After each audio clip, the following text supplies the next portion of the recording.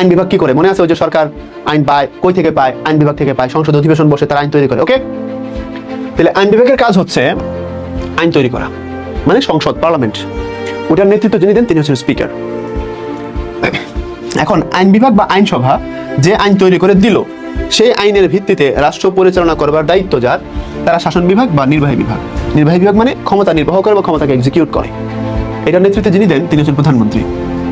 সাংবিধানিকভাবে প্রধান হচ্ছেন রাষ্ট্রপতি আলংকারিকভাবে, কিন্তু রাষ্ট্রপতি যেহেতু সরাসরি কোনো কাজ করেন না, রাষ্ট্রপতির হয়ে কাজগুলোকে ইমপ্লিমেন্ট করেন হচ্ছে প্রধানমন্ত্রী। বাংলাদেশের সকল কাজ রাষ্ট্রপতির নামে হয়, এটা মনে রাখবা। হ্যাঁ, মানে যত কাজ হচ্ছে সবগুলো একটা সময় ফাইলগুলো প্রেসিডেন্টের দপ্তরে যায় এবং শেষ ফাইনাল ডিসিশনের সিগনেচার উনি দিয়ে দেন।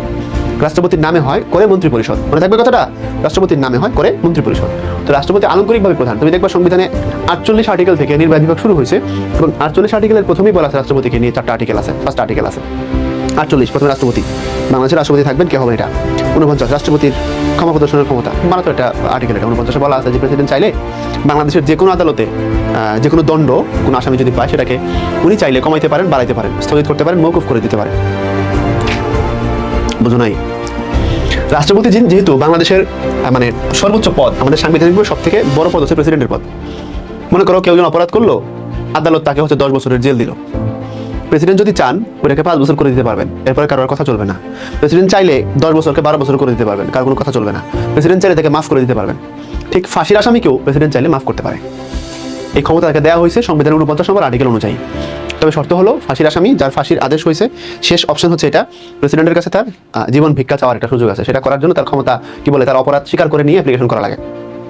ধরো XYZ কারো একটা ফাঁসির আদেশ হয়েছে, সে প্রেসিডেন্টের কাছে অ্যাপ্লিকেশন করবে, ওই জায়গায় তার এটা স্বীকার করতে হবে যে আমি অপরাধ করছি, আমি অপরাধী, আমি আপনার কাছে এটা চাচ্ছি, আপনি আমাকে ক্ষমা করে দেন।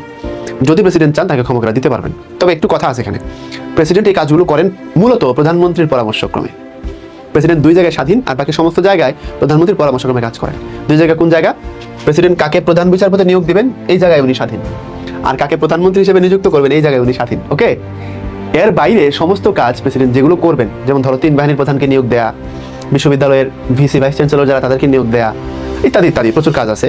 বা উনি ফাঁসির আসামিকে ক্ষমা করবেন কি করবেন না, বা মন্ত্রী পরিষদে কাকে কোন মন্ত্রণালয় দিবেন, শপথ তো প্রেসিডেন্টই পড়াবেন।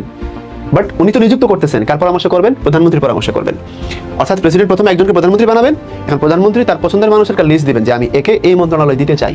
তখন প্রেসিডেন্ট ওকে ওই মন্ত্রণালয় দিয়ে মন্ত্রী হিসেবে শপথ পাঠ করে দিবেন। এটা হচ্ছে সিস্টেম। যাই হোক, তো যেটা নিয়ে তোমাদের বলছিলাম আর কি, এই শাসন বিভাগের মূল প্রধান হচ্ছেন প্রেসিডেন্ট, বাট বাস্তবে প্রধান হচ্ছেন প্রধানমন্ত্রী। আর বিচার বিভাগের যিনি প্রধান তিনি হচ্ছেন প্রধান বিচারপতি। তো সরকারের অঙ্গ মূলত এই তিনটা হাত দিয়ে সরকার তার সমস্ত কাজ করে।